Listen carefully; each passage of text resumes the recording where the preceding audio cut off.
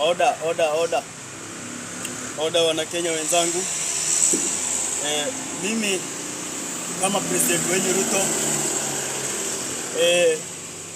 niliwa promise na nikasema vizuri sana nitawanunulia machine ambayo ina cost 1 million, inapika chapati. Sasa tena leo nimekuja na ujumbe mzuri, ujumbe ambayo nimekaa hivi nikaonelea sitawapea chapati bure, sitawapea chapati bila kitoweo. Sasa nimeona hizo chapati hatuwezi kuwa tunazikula bila kitoweo. Naleta machine ingine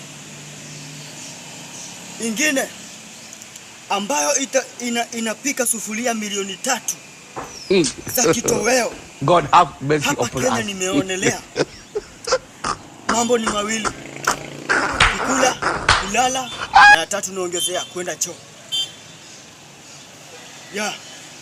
Mimi kama president wenyu nimeonelea haina haja mkule chapati bila kitoweo. Si hata mtoto ukimpea chapati kavu inaweza mnyonga, si ndio?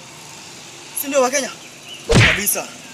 Chapati milioni zitakuwa zinatembea kila kona ya Kenya, na kuambia wenzangu kitoweo na chapati zitakuwa zina flow.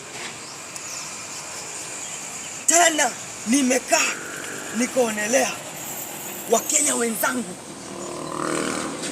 mnasemanga mimi ni nani? Si mimi ni president wenyu, nafanyanga maamuzi na ninasema. Sasa ndo nasema hivi, kama mimi kama president wenyu nimeonelea.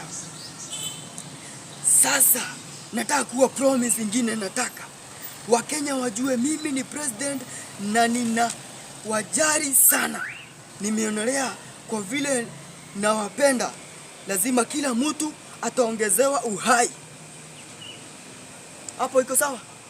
Kila mtu anaongezewa uhai, watu watakaa miaka mingi.